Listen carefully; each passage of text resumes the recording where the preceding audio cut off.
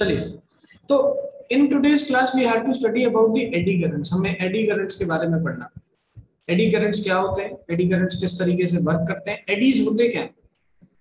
सबसे पहले तो आपको एक बेसिक आइडिया होना चाहिए that what do you mean by eddy. सबसे पहले तो हमें एक बेसिक आइडिया होना चाहिए कि भाई एडी का मतलब क्या होता है। ठीक है, हमें ये पता होना चाहिए कि भाई what do you mean by eddy. Eddy का मतलब होता है, ध्यान से सुनो, एडी का मतलब होता है swirling मोशन।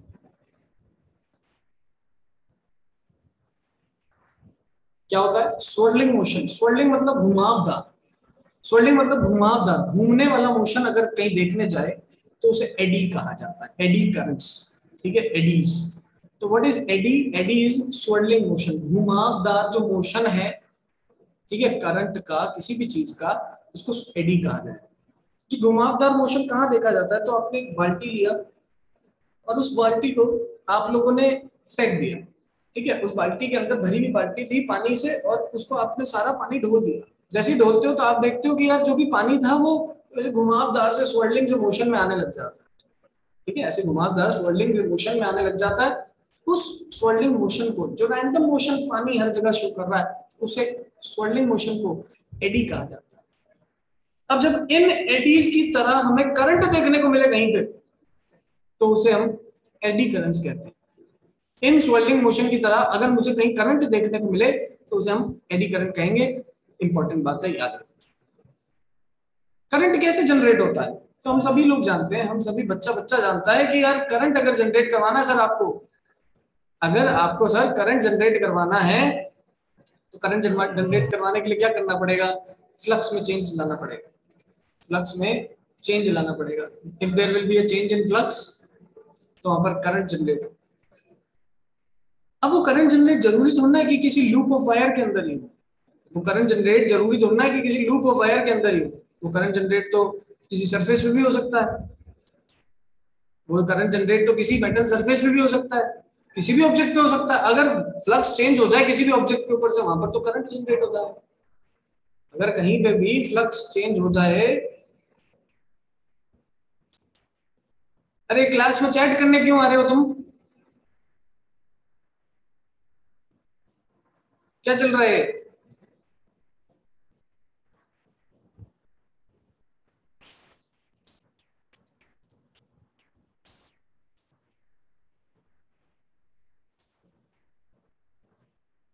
क्लास में चैटिंग हो रही है, बढ़िया भाई, तू बता।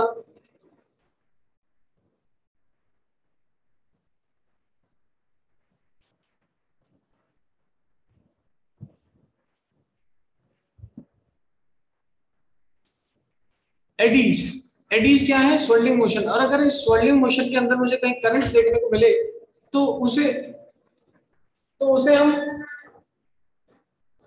अगर इस स्वर्लिंग मोशन में कहीं करंट देखने को मिले तो उसे हम कहेंगे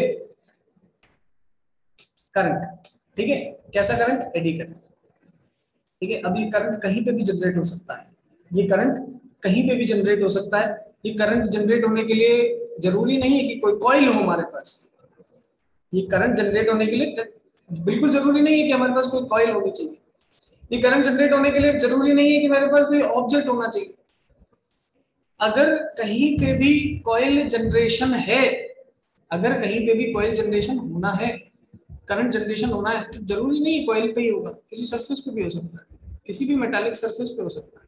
उसको समझने के लिए एनसीईआरटी ने एक बहुत अच्छा सा डायग्राम बना रखा है। मैं उस डायग्राम को आपके सामने यहाँ पर ड्रॉ करूंगा, उसके हेल्प से समझाने की कोशिश करूंगा। ध्यान से देखिए।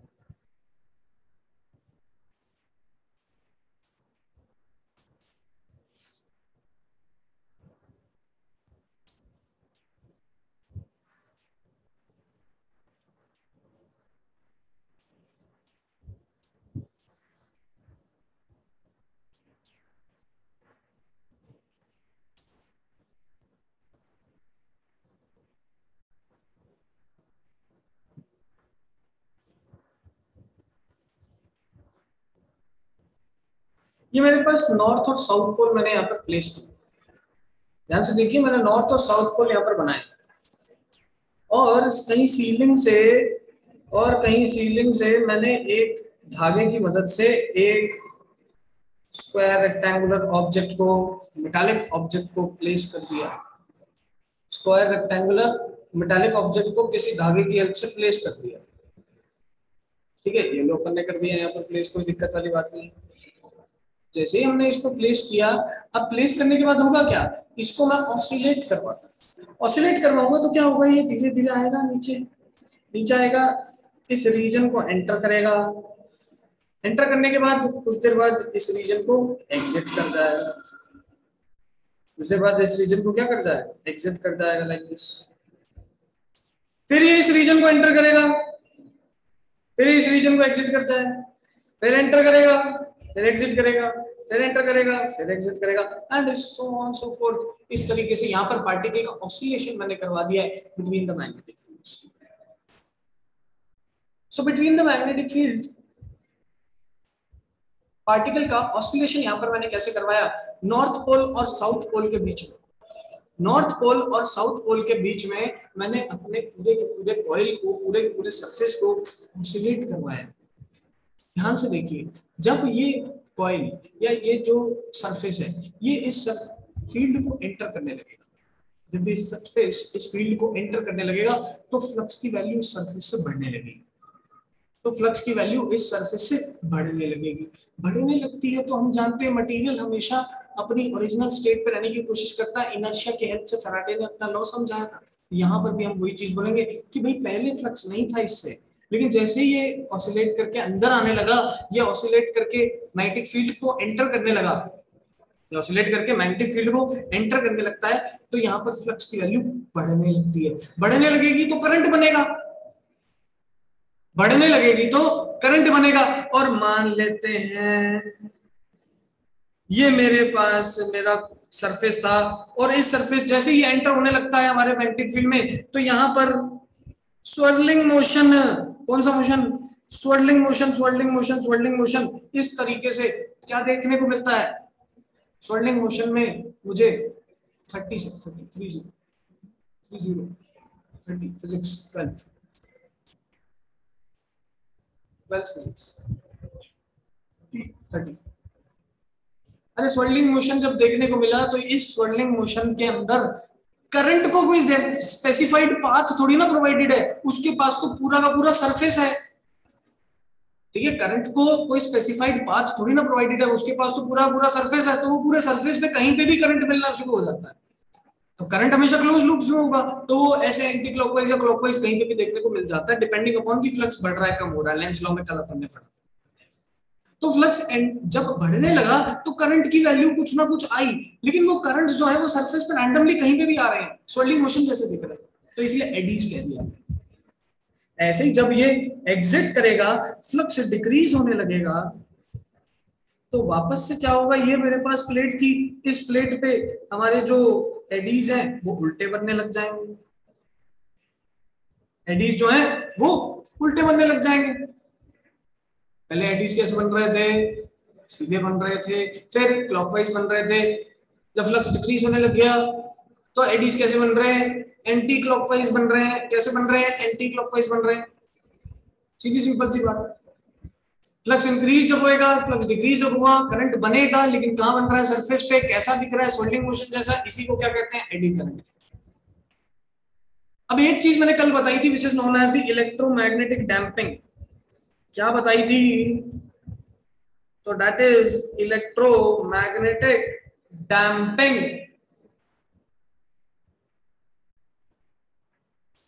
What do you mean by electromagnetic damping बेटा, कौन बता सकता है, कल ही बताया मैंने, हैंड रेज करके बताइए।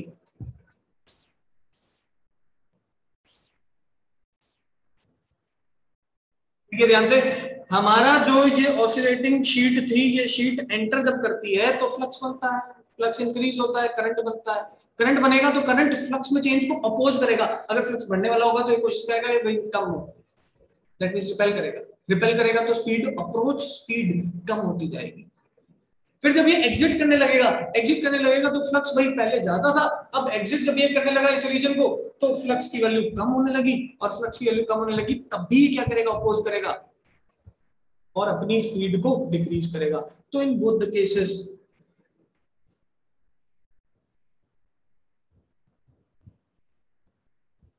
So in both the cases, the magnetic flux, so in both the cases the magnetic flux changes which induces current on the surface, which induces current on the surface, जिसकी वजह से surface में क्या बनता है, current बनता है,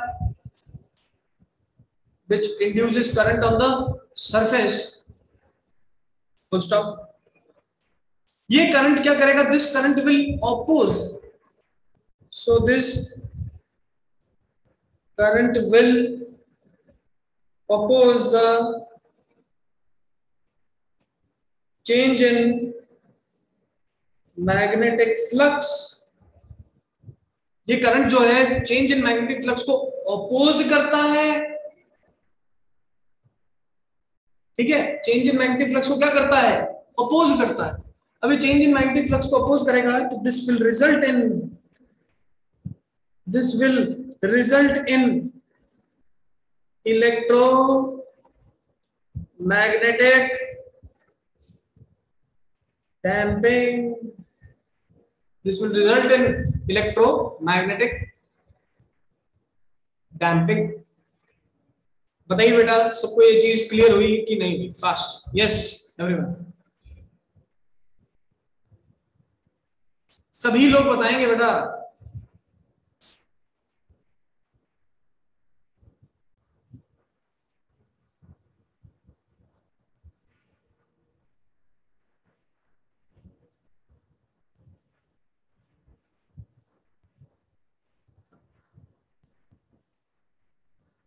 चलिए, बहुत बढ़िया, बहुत बढ़िया, कोई दिक्कत नहीं है. आज की अटेंडेंस में आपकी फोटो से ही लूंगा, ठीक है. तो नेक्स्ट क्लास जो होगी, नेक्स्ट क्लास से आपकी अटेंडेंस जो है लिंक से आने लगता है. चलिए, तो ये तो बात हो गई कि इलेक्ट्रोमैग्नेटिक डैम्पिंग इफेक्ट देखने को मिलता है. अगर फ्लक्स में चेंज हो तो अप्रोच वेलोसिटीज डिक्रीज होने लगती है. तो अप्रोच वेलोसिटीज डिक्रीज होने लगती है, ठीक है. अप्रोच वेलोसिटीज डिक्रीज होने लग जाएगी, कोई दिक्कत वाली बात इसमें नहीं. लेकिन सर, अगर ये लॉस है, अगर यहाँ पर फर्जी में करंट ऐसे बन रहा है, तो ये तो एक लॉस की तरह कंसीडर होना चाहिए. एडी करंट्स का यूज थोड़ी ना हम कर सकते हैं कहीं पे. बिल्कुल, it is considered as a loss. ये एक लॉस की तरह कंसीडर किया जाता है. मैं लिखता हूँ, it is considered as a loss. उसको लॉस की तरह कंसीडर किया जाता है. क्यों कंसीडर किया जाता है? क्योंकि इसके अंदर जो है क्या आ रहा है, डैम्पिंग इफेक्ट आ रहा है. अगर एडीज नहीं बनते तो डैम्पिंग इफेक्ट भी नहीं आता. डैम्पिंग इफेक्ट आ रहा है, वेलोसिटीज कम हो रही है, एनर्जी लूज हो रही है, इसीलिए हम इसको क्या कह रहे हैं, लॉस कह रहे हैं बेटा. क्या कह रहे हैं, लॉस कह रहे हैं. ठीक है. अब लॉस किसका आ रहा है यहाँ पर, एनर्जी का. कौन सी energy, kinetic energy. Kinetic energy lose होगी तो किसी ना किसी फॉर्म में तो जाएगी. अब किसी सर्किट में अगर करंट फ्लो होता है तो वहां पर अल्टीमेटली क्या प्रोड्यूस होती है, heat.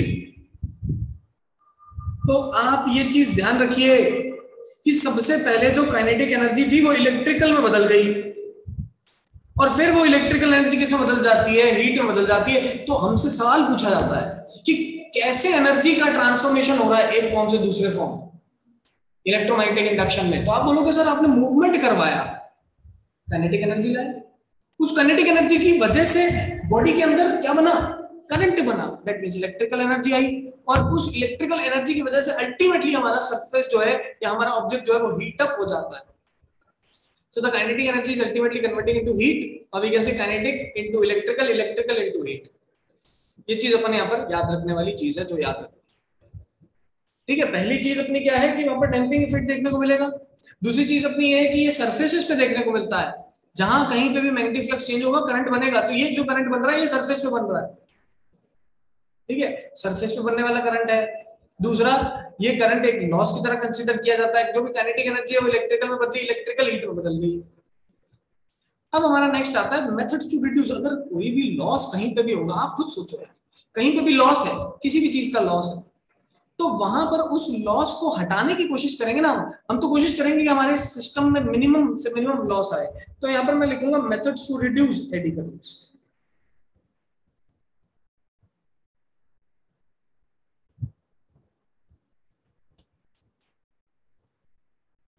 Methods to reduce eddies, eddies को रिड्यूस करने के जो मेथड्स हैं अपन उसकी बात करेंगे।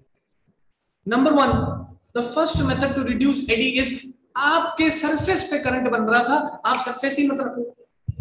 अब ऐसा तो हो ही नहीं सकता कि सरफेस मत रखो, मतलब आप अपने सरफेस को कम कर दो, अपने सरफेस एरिया को डिक्रीज कर दो। So by decreasing the surface area,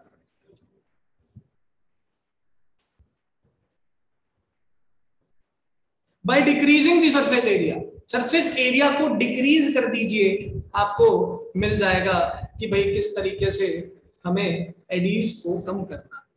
कैसे डिक्रीज किया जा सकता है? तो ये पूरा का पूरा सरफेस था बेटा, अरे देखिए ध्यान से, लाइक दिस। लेकिन इस पूरे के पूरे सरफेस में से अब मैं क्या करूंगा, लाइक दिस छोटी छोटी स्ट्रिप्स काट लूंगा। ध्यान से देखो कैसे स्ट्रिप्स काटूंगा, ये मैंने यहाँ से काटा, ये यहाँ से काटा, ये यहाँ से काटा, और यहाँ पर छोटी छोटी स्ट्रिप्स काट के सरफेस को कुछ कंघी जैसा बना दिया, कोम बना दिया है। अब आप देख पा रहे हैं कि मैंने अल्टीमेटली अपने स्ट्रक्चर को, जो भी मेरे पास सरफेस था, जो भी मेरे पास स्ट्रक्चर था, उसका एरिया मैंने रिड्यूस कर दिया, सरफेस एरिया। अब जब सरफेस ही नहीं बचा तो क्या एडी बनेगा? नहीं बनेगा, खत्म बात। ये लो, पहले एडी पूरे सरफेस में बनता था, अब सिर्फ छोटे छोटे से एरिया पे बनेगा। तो आपने अल्टीमेटली डिक्रीज करके क्या कर दिया, अपने एडीज को कम कर दिया। दूसरा आता है फ्लक्स लैमिनेटिंग मटेरियल होते हैं, कुछ कुछ ऐसे मटेरियल होते हैं जिससे आप क्या करो, अपने मटेरियल को पूरा लैमिनेट कर दो, तो वो मैग्नेटिक फ्लक्स को एसोसिएट होने नहीं देता, मैग्नेटिक फ्लक्स पेनिट्रेट कर ही नहीं पाएगा ऑब्जेक्ट। जब पेनिट्रेट ही नहीं कर पाएगा तो एडी कुछ नहीं बनेगी। और उसमें सबसे बढ़िया मटेरियल जो होता है LACQUER, लैक्वेयर। अगर अपन शुद्ध इंग्लिश में बोले तो वो बनता है लैक्वेयर, लेकिन इसे लाख कहा जाता है, लाख। ठीक है, आपने सुना होगा लाख की चूड़ियां, तो लाख की चूड़ियां क्या है, उसमें जो मटेरियल लाख यूज हो रहा है वो यही है। This is the material which is used to laminate certain material, certain objects, जिनसे आप चाहते हो कि भाई फ्लक्स एसोसिएट ही ना हो। अगर फ्लक्स एसोसिएट ही नहीं होगा, अगर फ्लक्स एसोसिएट ही नहीं होगा तो वहां पर कुछ, अगर फ्लक्स एसोसिएट ही नहीं होगा तो वहां पर कुछ एडीज भी नहीं बनेंगे, और अगर एडीज नहीं बनेंगे ऑब्वियसली बाकी बात आप जानते ही, ऑब्वियसली बाकी बात आप जानते ही, सीधी सिंपल सी बात है। तो दो चीजें अपन ने देखी, methods to reduce eddy. Number one is decreasing the surface area, and number two is laminating it with some special materials which are repelling the magnetic flux. Repelling तो अच्छा वर्ड नहीं हुआ, which are not allowing the magnetic flux to get associated with the surface.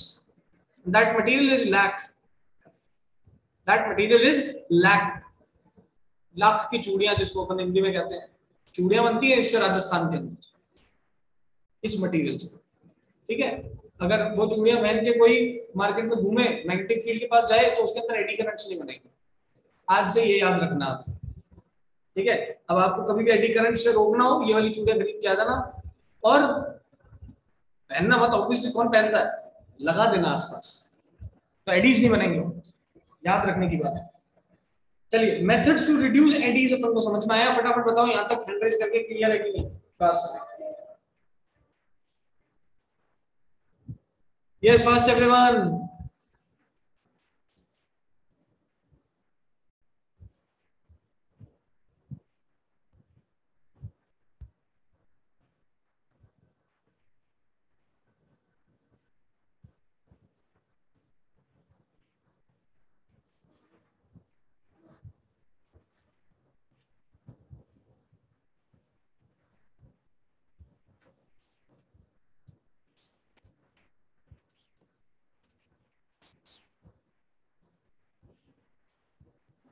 चलिए, सो decreasing the surface area पर समझ में आया, मतलब लिक्विड समझ में आया, कोई दिक्कत नहीं है।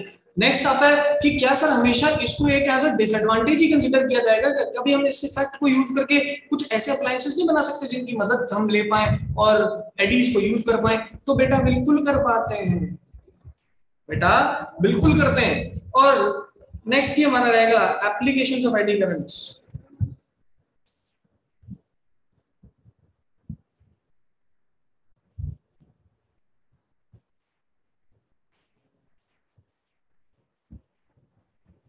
Application of eddy currents, eddy currents का क्या एप्लीकेशन है?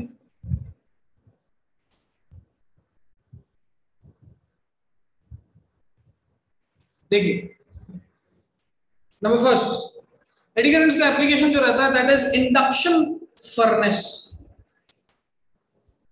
नाम से पता चल रहा है, फर्नेस मतलब भट्टी, भट्टी मतलब एक ऐसी जगह जहां पर लोहा पिघलाया जाता है।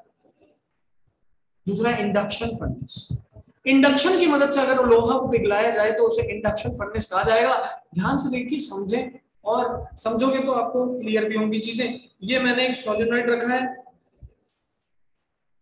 ठीक है, इस सोलेनोइड को एक अल्टरनेटिंग पावर सोर्स से अपन कनेक्ट करेंगे और इस तरफ एक और सोलेनोइड रखा है। समझाने के लिए बेटा बात ये, इसको याद नहीं रखना है। ये गड्ढा खोद दिया जमीन में, ये गड्ढा खोद दिया जमीन में। अब देखो यहाँ पर इस गड्ढे के अंदर अपन ने डिफरेंट डिफरेंट ऑब्जेक्ट्स को प्लेस कर दिया है लाइक दिस। ये डिफरेंट डिफरेंट मटेरियल्स को हमने यहाँ पर प्लेस कर दिया, ठीक है। अब ध्यान से देखिए,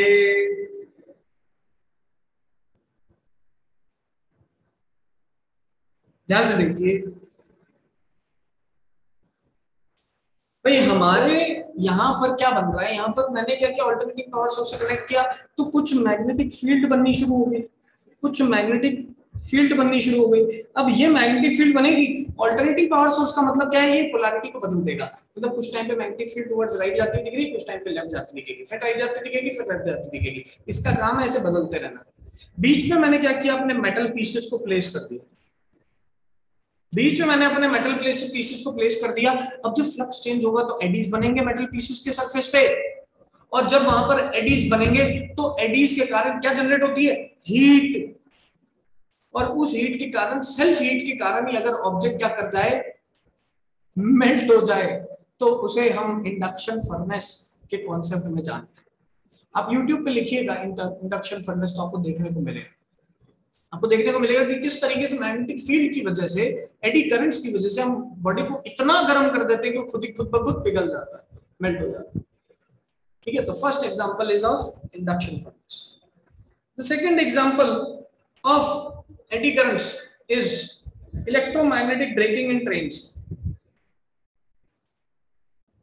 electromagnetic braking in trains,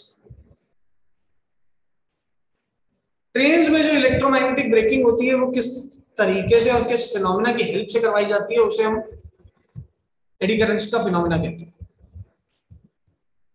flux change होगा, फ्लक्स चेंज होगा तो वहां पर एडीज बनेंगे, सरफेस के थ्रू फ्लक्स चेंज होगा तो एडी बनेंगे। और एडी क्या लाता है, डैम्पिंग इफेक्ट लाता है, वेलोसिटी को कम करने की कोशिश करता है।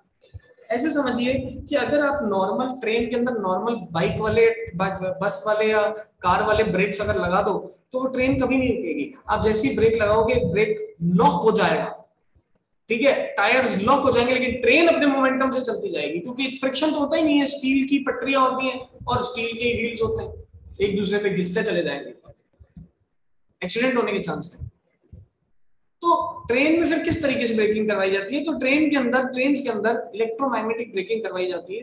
इलेक्ट्रोमैग्नेटिक ब्रेकिंग के अंदर होता क्या है कि आपका जैसे मान लो ये टायर है, व्हील है आपकी इंजन का, इस व्हील के पीछे आपने क्या किया, एक प्लेट लगा, इस व्हील के पीछे कहीं पे आपने प्लेट लगा, और जैसे ही आपको ब्रेक लगाने होते हैं, आपको रोकना होता है अपनी ट्रेन को, तो आप यहाँ पर एक मैग्नेटिक फील्ड को प्रोड्यूस करवा देते हो एक सर्टेन रीजन में, एक सर्टेन रीजन में मैग्नेटिक फील्ड को क्या करते हो, प्रोड्यूस करवा देते हो।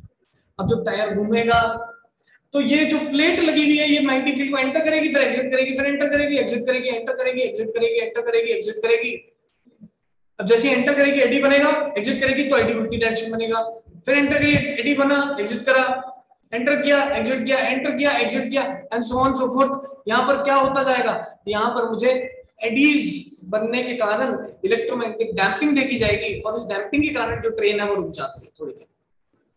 So this is another advantage of what do we say, eddy currents, which is electromagnetic braking. Number third, number third, तीसरा नंबर एडवांटेज मेरे पास क्या आता है? तीसरा नंबर एडवांटेज मेरे पास आता है डेड बीट गैल्वेनोमीटर।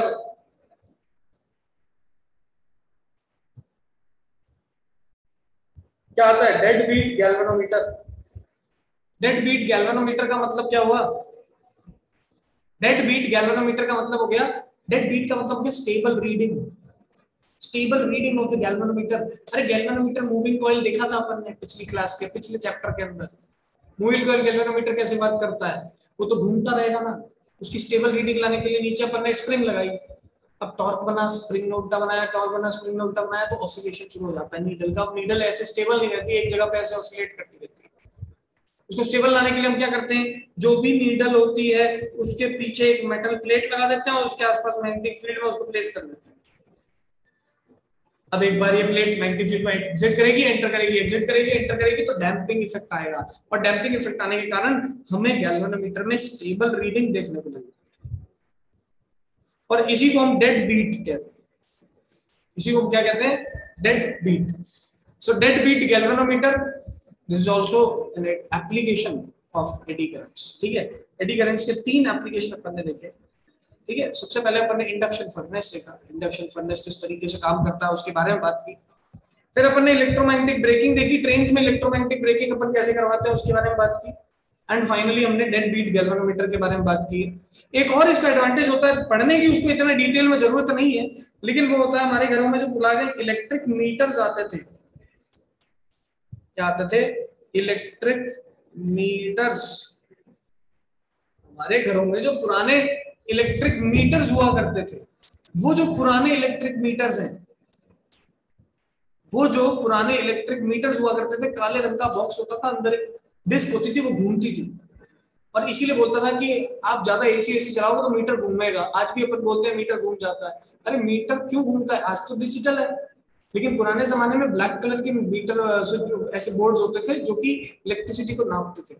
उसके अंदर मैकेनिज्म क्या चलता था कि जितना ज्यादा एडी बनेंगे उसको मेजरमेंट किया जाएगा, और इस तरीके से यहाँ पर हमारे पास इलेक्ट्रिक मीटर्स का काम होता था। लेकिन this technology is totally obsolete now.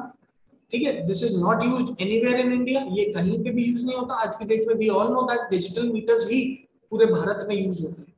तो इसको इतना अच्छे से आपको याद रखने की जरूरत नहीं है, बस आपको पता होना चाहिए कि पुराने जो ओल्ड इलेक्ट्रिक मीटर्स हुआ करते थे, ठीक है, ओल्ड इलेक्ट्रिक मीटर्स जो हुआ करते थे, वो ओल्ड इलेक्ट्रिक मीटर्स कुछ इस तरीके से देखे जाते थे। ठीक है, old electric meters, dead beat galvanometer, electromagnetic braking in trains and induction furnace, these are the four major examples of applications of eddy currents जो कि आपको याद है। यहां अपना एडी करंट नाम का पूरा टॉपिक होता है खत्म। किसी को कोई भी डाउट है एडी करंट से रिलेटेड तो you can ask very easy.